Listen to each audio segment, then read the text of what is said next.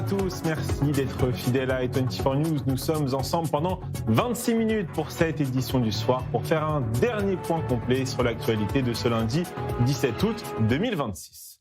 La réunion sur Gaza de ce début d'après-midi à Jérusalem a duré plusieurs heures. Benyamin Netanyahou a reçu l'envoyé du président américain Jared Kushner, aussi directeur général du Conseil pour la paix. L'objectif était de sauver le plan de paix de Donald Trump tout en garantissant la sécurité d'Israël.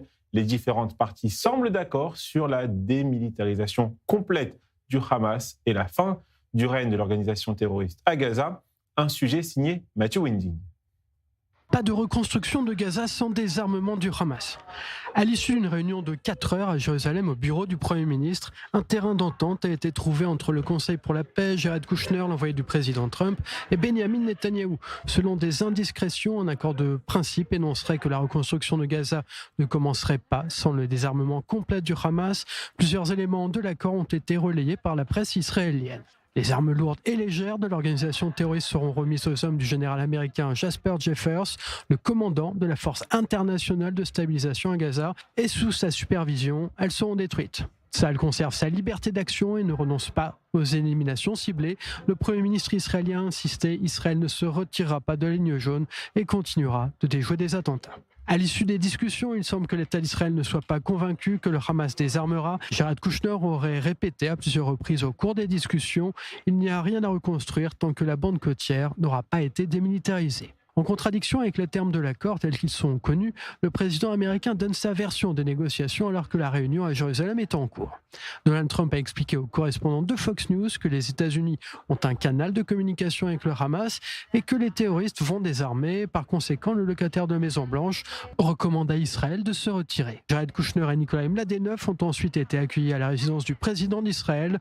Devant Yitzhak Herzog, le directeur général du Conseil pour la paix a déclaré: Concernant les prochaines étapes à Gaza, il est essentiel de garantir la sécurité de l'État d'Israël et de ses citoyens et d'apporter stabilité et un avenir meilleur à tous les peuples de la région. Hier, les deux hommes étaient en Égypte accompagnés de l'ancien Premier ministre britannique Tony Blair afin de rencontrer le nouveau chef du bureau politique du Hamas. L'organisation terroriste demande le retrait d'Israël de Gaza et des garanties sur un État palestinien. L'objectif du Conseil pour la paix est de transférer le pouvoir civil au Comité national pour l'administration de Gaza, composé de technocrates, et de déployer la force internationale de stabilisation. Sur le terrain, le Hamas continue de tester la vitesse de réaction de Tsahal près de la ligne jaune et semble reprendre confiance en envoyant désormais des hommes en armes, alors qu'auparavant, l'organisation terroriste envoyait des femmes ou des enfants. Et pour en parler, nous accueillons Nicolas Ioannidis. Bonsoir, merci d'avoir accepté notre invitation. Alors, quel bilan faites-vous de cette rencontre entre Benyamin Netanyahou et Jared Kushner ? Bonsoir, merci de m'avoir sur l'antenne. Je dirais que c'est un accord qui n'en est pas vraiment un, puisque rien ne change, alors que les Américains cherchaient avant tout à obtenir des concessions, je dirais, de la part de Benyamin Netanyahou, pour débloquer la situation autour du plan de paix et de leur feuille de route dont ils ont absolument besoin pour la victoire diplomatique qu'essaye d'obtenir Donald Trump à l'approche d'échéances électorales importantes. Or, Benyamin Netanyahou campe sur sa position, il réitère sa ligne rouge, il est droit dans ses bottes là-dessus, il n'a jamais changé de position d'ailleurs, à savoir le désarmement complet du Hamas avant toute éventualité de départ des troupes israéliennes du territoire palestinien. Or, il s'avère qu'il a été très clair là-dessus, il dit « vous désarmez entièrement d'abord, sinon il n'y a pas de retrait, d'une part, mais il n'y a pas de retrait par étapes. » Or, c'est un séquençage qui, pour Netanyahou, était jugé trop favorable au Hamas. Et donc, vous avez un rejet du mécanisme de transfert, en plus des armes, à un tiers palestinien. Ça, c'est un point qui est venu s'ajouter à la liste de revendications. Maintenant, on parle de le rendre à un général américain et qui sera supposé les détruire. Donc, il dit simplement à Jared Kushner et au Conseil de la paix, en passant par là, le minimum que Trump peut entendre pour ne pas se fâcher, et il contente par la même occasion sa base électorale. Parce que lorsqu'on parle d'élections, on parle aussi des élections qui arrivent en Israël. Et on sait que Benyamin Netanyahou a la pression d'une part de sa base électorale, d'autre part de l'administration américaine. Il ne peut pas continuer à se fâcher ouvertement avec Donald Trump. Et en plus, on a un élément qui arrive sur ce dossier-là, c'est ses partenaires du Golfe, et notamment les Émirats arabes unis, qui se sont dit tout à fait choqués et contre la position israélienne sur ce dossier, notamment du fait que Benjamin Netanyahou avait rejeté le plan américain.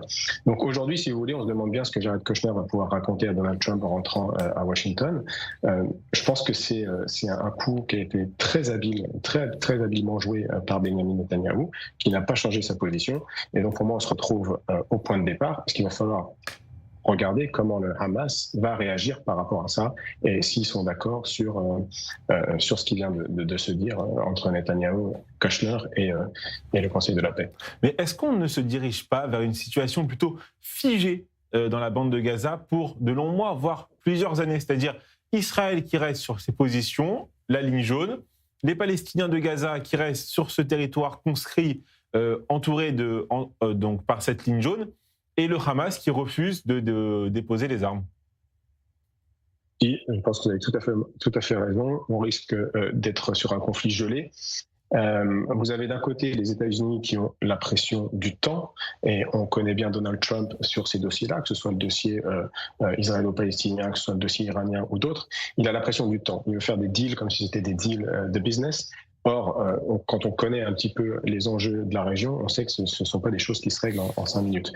Vous avez les Israéliens qui ne peuvent pas revenir sur la ligne rouge, qui est assurer la sécurité du territoire, et pour ça, ils ont besoin d'un désarmement complet du Hamas. Et en face, vous avez le Hamas qui a joué une carte politique, parce que c'était seulement la deuxième fois qu'il voyait Jared Kushner en Égypte, en disant « nous, on accepte votre plan », mais dans les faits, les Israéliens ont beaucoup de mal à leur faire confiance et à croire qu'ils vont vraiment désarmer. Donc on risque de se retrouver avec un Trump qui pense avoir conclu un accord, avec Netanyahou qui ne va pas changer sa version, et avec le Hamas qui risque de ne pas, je dirais, délivrer sur ses promesses. Donc oui, comme vous dites, on risque d'être sur un conflit gelé. Merci beaucoup d'avoir accepté notre invitation ce soir sur i24 News. Avec plaisir. Alors que l'Iran et les États-Unis ont conclu leur fameux mémorandum d'entente il y a maintenant 2 mois, Téhéran a profité de cette période pour se préparer à un conflit élargi. Les fameux 60 jours sont arrivés à expiration, un sujet préparé par Deborah Benayoun. Les combats vont croire le Wall Street Journal. Téhéran aurait profité de la période suivant la signature du protocole d'accord avec les États-Unis pour se préparer à une extension du conflit. Au cours des 2 derniers mois, l'Iran aurait intensifié sa production de missiles et de drones et aurait nommé des personnalités de la ligne dure à des postes clés. La raison de cette préparation intensive, selon Téhéran, Jérusalem et Washington ne chercheraient qu'à gagner du temps pour faire baisser la pression sur l'économie mondiale avant une attaque de plus grande envergure. Les dirigeants iraniens évoquent de plus en plus souvent des opérations offensives sur le territoire ennemi.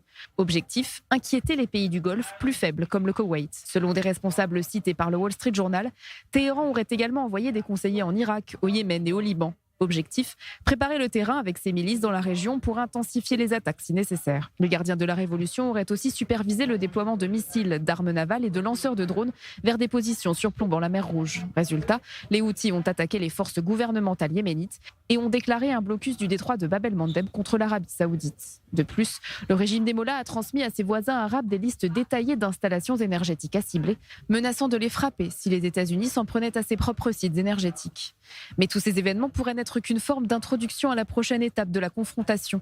Selon des conseillers du gouvernement iranien, le conflit pourrait aller au-delà d'une guerre conventionnelle. En effet, le président iranien a récemment reconnu que la situation économique de l'Iran restait très compliquée. Le gouvernement avait réprimé brutalement les manifestations en janvier et estime que la population pourrait redescendre dans les rues. En attendant, le commandant en chef des gardiens de la Révolution, récemment nommé, s'est vu confier la mission de préparer de puissantes opérations offensives contre l'ennemi, signe, selon plusieurs experts, d'une période de confrontation prolongée. De son côté, Donald Trump l'a répété dans une interview, son objectif premier reste d'empêcher l'Iran de se doter de l'arme nucléaire sous quelque forme que ce soit. Et Maurice Sifergan nous a rejoint en plateau. Bonsoir Maurice. Nous sommes déjà à 60 jours après la signature de ce fameux accord entre les États-Unis et l'Iran. Oui, déjà 60 jours, mais il faut savoir que les Américains avaient déjà prévu une prolongation possible de ce cessez-le-feu de 60 jours qui devait être consacré à des négociations. Et c'est ça qui m'inquiète beaucoup plus que le fait qu'on ait dépassé les 60 jours, c'est qu'il n'y a pratiquement pas eu de négociations sérieuses au cours de ces 60 jours sur tous les sujets qui étaient à l'ordre du jour. Je vous rappelle que il y avait la question, bien entendu, du détroit d'Ormuz et de sa réouverture, mais il y avait aussi la question des capacités balistiques de l'Iran qui devaient être négociées. Il y avait la question du rôle de déstabilisation de l'Iran dans la région avec ses proxys. Toutes ces questions-là n'ont même pas été abordées. Il y a eu des discussions assez avortées sur le détroit d'Ormuz qui n'ont pas duré. Les simples négociations, ce sont des négociations par l'intermédiaire de médiateurs qui ont souvent des intérêts dans le conflit. Je pense au Qatar, au Pakistan et à la Turquie. Vous voyez que la situation est extrêmement complexe. Et les Iraniens ont bien compris une chose, c'est que le président des États-Unis mise sur une pression économique maximale et ne veut surtout pas d'un conflit frontal avec l'Iran avant le 7 novembre, c'est-à-dire les élections de mi-mandat aux États-Unis. Ils ont bien compris qu'après, la situation serait radicalement différente. Donc, ils ont joué la montre et ils se sont réarmés en prévision, peut-être, d'un coup de tonnerre de la part de Donald Trump après les élections de mi-mandat. Et Donald Trump, dans le même temps, qui menace de bombarder Oman, ça c'est inattendu, si le pays se mettait en travers d'un accord sur le détroit d'Ormuz. Oui, parce que le président des États-Unis a l'habitude de menacer, mais ces menaces ne sont jamais suivies des faits, en tout cas dans les derniers mois qui suivent. Oman a une situation particulière dans la région. C'est un pays qui négocie avec les deux parties, c'est-à-dire qui est à la fois proche de l'Iran et proche des Émirats et des États-Unis. Donc, elle a une position assez favorable. Entre deux chaises. La question est que le président a le sentiment que les Omanais, finalement, prennent le parti de l'Iran en se partageant le contrôle du détroit d'Oman, ce qui ne plaît pas du tout à Donald Trump. Et donc, il a menacé, on se souvient, il y a encore quelques jours, de nationaliser quelque part le détroit d'Oman, d'en faire un territoire américain et d'en prendre le contrôle. D'Ormuz, excusez-moi, et d'en prendre le contrôle. Lapsus révélateur. Absolument, d'en prendre le contrôle. Et donc, c'est encore une fois un coup de nerf du président des États-Unis. Est-ce que ça sera suivi des faits ? Je ne pense pas que les États-Unis vont bombarder Oman. Maurice, restez avec nous parce que nous allons ouvrir tout de suite une page politique.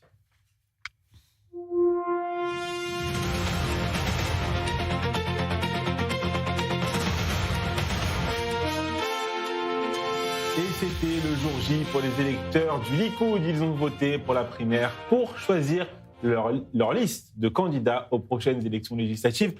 Déborah Benayoun nous a rejoint sur ce plateau. Comment ça s'est passé concrètement, Déborah ? Alors déjà, il faut dire qu'il y a eu une mobilisation très forte dans les dernières heures du scrutin. Les électeurs du Likoud, donc les membres du Likoud, étaient invités à venir voter depuis 10h ce matin jusqu'à 21h ce soir. Après le travail. Après le travail, beaucoup se sont mobilisés puisqu'au départ, les taux de mobilisation étaient plutôt assez faibles. Et puis, c'est monté assez rapidement les dernières heures. Là, le Likoud donc, a donné des chiffres qui tournent autour de 53,5% de participation. Ils disent d'ailleurs que ce serait en progression de 10 points par rapport aux primaires précédentes à cette heure-ci. C'est ce que le Likoud dit. Il faut dire quand même que c'était une bataille acharnée. Certains disent d'ailleurs que les résultats pourraient être serrés. De toute façon, il faudra être patient pour les résultats parce qu'on les aura a priori pas avant jeudi. En tout cas, la bataille était acharnée puisque 31 ministres et députés sortants se disputent donc les 17 places disponibles jusqu'à la 30e place. Autrement dit, ça veut dire que 14 d'entre eux pourraient être éliminés assez rapidement. Il faut expliquer cette situation par le nombre de places qui ont été retenues par Benyamin Netanyahou. Le Premier ministre en a obtenu 8, ce qui est un record pour le Likoud. Il a donc les places 3, 5, 9, 11, 15, 18, 26 et 29. Il y a plusieurs favoris pour la deuxième place de la liste, évidemment après le Premier ministre Benyamin Netanyahou lui-même. Parmi les favoris, il y a Amir Ohana, qui est l'actuel président de la Knesset, ou encore Yariv Levin, qui est le ministre de la Justice. Et puis il y a aussi une concurrence assez féroce entre des femmes pour la première place, en tout cas pour la première candidate, entre Miri Regev et Tali Gottlieb, toutes les deux figures influentes du parti.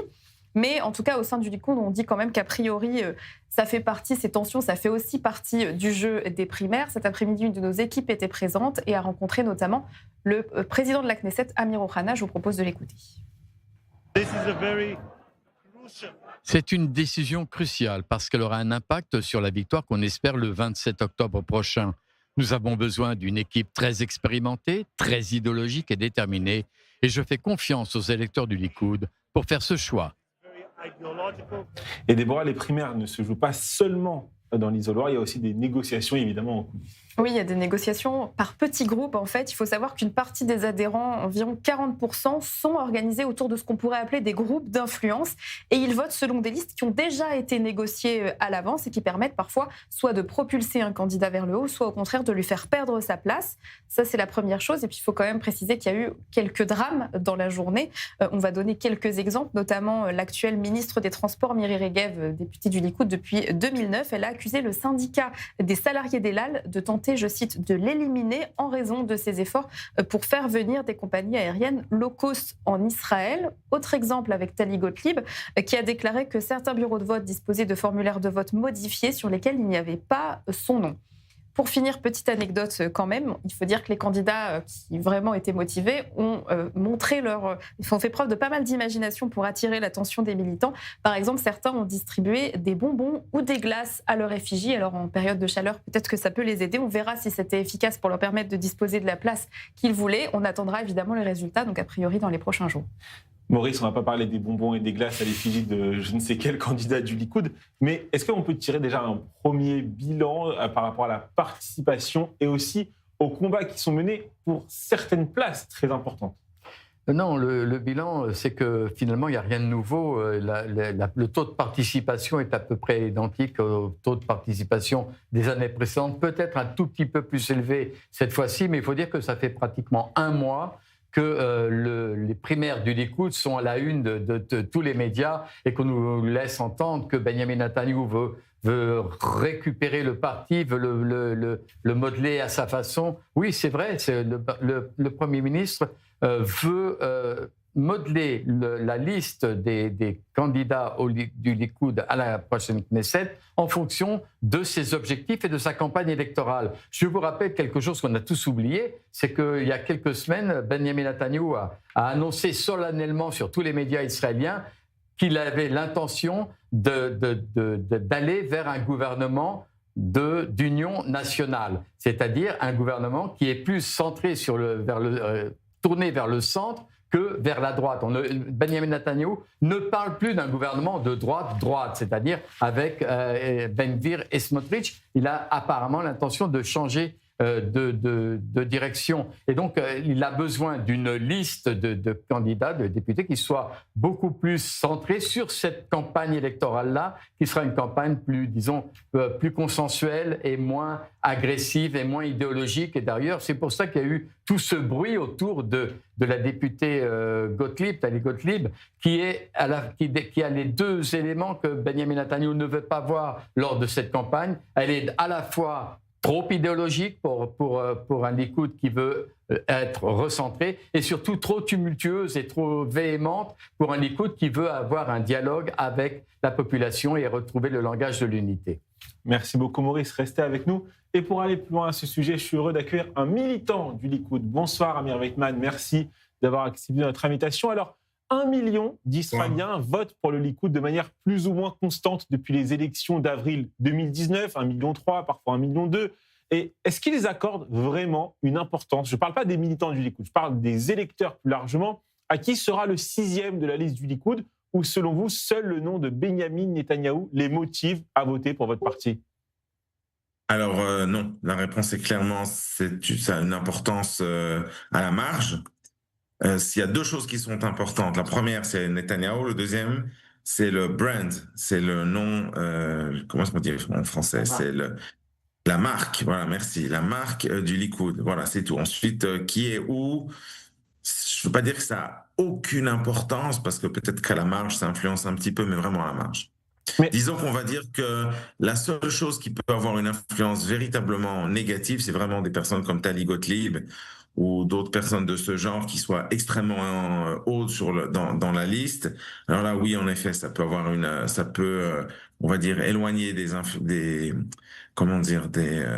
électeurs. Des électeurs un petit peu centristes. des gens comme Doudi Amsalem, des gens, etc., comme ça, qui crient beaucoup, qui font beaucoup de bruit au mauvais sens du terme, et qui donc font fuir un peu certains électeurs. Mais est-ce que, selon vous, des surprises sont envisageables ou sinon les ténors du parti seront toujours dans le top 10? Alors, je ne sais pas exactement, mais on verra demain. Mais a priori, on ne s'attend pas, on s'attend pas à de grandes surprises. On va dire que l'un dans l'autre, la plupart des 10 premières places de la liste vont être prises par des gens qui étaient déjà à une bonne position avant ces primaries, avant ces primaires. Alors certains évidemment vont aller en arrière, d'autres vont aller en avant, mais enfin c'est un petit peu. Je ne m'attends pas à des grandes surprises, on va dire. Est-ce que, alors sans nous révéler pour qui vous avez voté lors de ces primaires, mais est-ce qu'il y a Je peux peut-être... vous révéler parce que nous avons publié liste Alors, et libéraux. Nous avons publié une liste tout à fait publiquement, donc il n'y a aucun problème de la. donc en fait, on va dire que vous avez, vous, voté en groupe, comme l'expliquait Déborah Benayoun en plateau il y a quelques minutes. Et qui étaient les candidats, les favoris de la liste des libéraux du Likoud? Alors, nous avons voté pour le président de la Knesset, Amir Ohana. Nous avons voté pour le ministre de l'Énergie, Eli Cohen. Nous avons voté pour le député Ariel Kalner. Nous avons voté pour le ministre Amichai Shikli. Nous avons voté pour le député Moshe Saada. Nous avons voté pour Amit Halevi, le député. Nous avons voté pour Miri Regev, le ministère des Transports, le ministre des Transports. Nous avons voté aussi pour la ministre Gila Gamliel. Nous avons voté pour Yariv Levin, qui est pour l'instant le numéro 2 du Likoud, donc le ministre de la Justice, enfin, etc. Des figures assez connues. Mais est-ce que vous croyez que certains, peut-être, mauvais perdants de cette primaire pourraient aller taper à la porte, par exemple, d'Itamar Ben-Gvir pour obtenir une place dans sa liste? Alors, ils peuvent toujours essayer, et je pense que certains vont essayer, mais la réalité, c'est que quand quelqu'un perd des primaires, il y a aussi une raison pour laquelle ils perdent des primaires. C'est-à-dire que des gens qui perdent des primaires en général, c'est-à-dire que leur poids politique n'est plus très élevé, et par conséquent, c'est difficile pour eux de se recycler dans d'autres partis. Donc, je serais tout de même assez étonné, on va dire, de voir beaucoup de perdants dans d'autres partis. Est-ce qu'on peut en voir peut-être un ou deux à la marge? Peut-être. Merci beaucoup, Amir Weitman, d'avoir accepté notre invitation ce soir sur i24 News. Et vous reviendrez à l'antenne, évidemment, pour commenter les résultats officiels de ces primaires. Considérée comme le cœur intellectuel du Portugal, l'université de Coimbra est aujourd'hui entachée par des soupçons d'antisémitisme, de discrimination et d'incitation à la haine et à la violence. Bar Harel, un doctorant américano-portugais, a déclaré avoir été la cible de messages antisémites, de menaces de mort et d'une agression physique. Une enquête a été ouverte. Toutes les précisions avec notre correspondante à Paris, Anna Papias-Julie. Bonsoir, oui, le bureau du secrétaire d'État à l'enseignement supérieur au Portugal donc a demandé au procureur général de poursuivre cette enquête sur cette affaire qui a été particulièrement relayée dans les médias portugais et porte donc sur les plaintes déposées par le doctorant Bar Harel, doctorant donc à l'université de Coimbra, et selon cet étudiant de nationalité israélienne mais également portugaise et américaine, eh bien des documents anti-israéliens et antisémites sont apparus dans plusieurs facultés universitaires entre juillet 2024 et mai 2026. Des affiches, des autocollants et des graffitis à contenu antisémite incitant à la haine contre les Juifs. Les Israéliens et les sionistes auraient été affichés et notamment sur ces affiches, on pouvait lire, je cite, « Les sionistes devraient porter un certificat pour prouver qu'ils sont humains ». En outre, il y a même des endroits où, pendant certaines périodes, a relevé ce doctorant qu'il y avait des drapeaux du groupe terroriste Hezbollah, mais également des images de soutien aux terroristes du Hamas, ainsi que la phrase « Yahya Sinwar était un héros ». Alors cet étudiant en doctorant à Barrel a été également victime de menaces de mort, c'est ce qu'il a déclaré. Et puis on lui aurait aussi dit cette expression, je cite, « Votre famille mérite une seconde Shoah », et puis victime aussi d'une agression physique présumée pour avoir affiché, dit-il, un petit drapeau israélien sur son sac à dos. Voilà tout ce qu'on peut lire dans le communiqué qui a été publié par le parquet. De son côté, l'université de Coimbra affirme que dès qu'elle a reçu les informations de cet étudiant, elle a immédiatement pris des dispositions pour qu'il soit pris en charge par les services et les entités compétentes. Néanmoins, pour le médiateur qui s'occupe de cette enquête, l'université n'a pris aucune mesure pour prévenir, atténuer ou résoudre cette situation. À ce stade, l'enquête est toujours en cours pour tenter de retrouver les auteurs de ces faits. Mais depuis, Barrel, ce doctorant, a abandonné justement son doctorat en génie informatique dans cette université. Merci beaucoup. Anna Papiachvili, ainsi s'achève ce journal. Merci pour votre fidélité. Je vous invite à consulter notre site internet ainsi que nos réseaux sociaux. Nous sommes sur YouTube. Vous nous regardez en direct en ce moment même sur YouTube, sur Instagram et sur X. Bonne soirée à tous. Restez avec nous sur i24 News.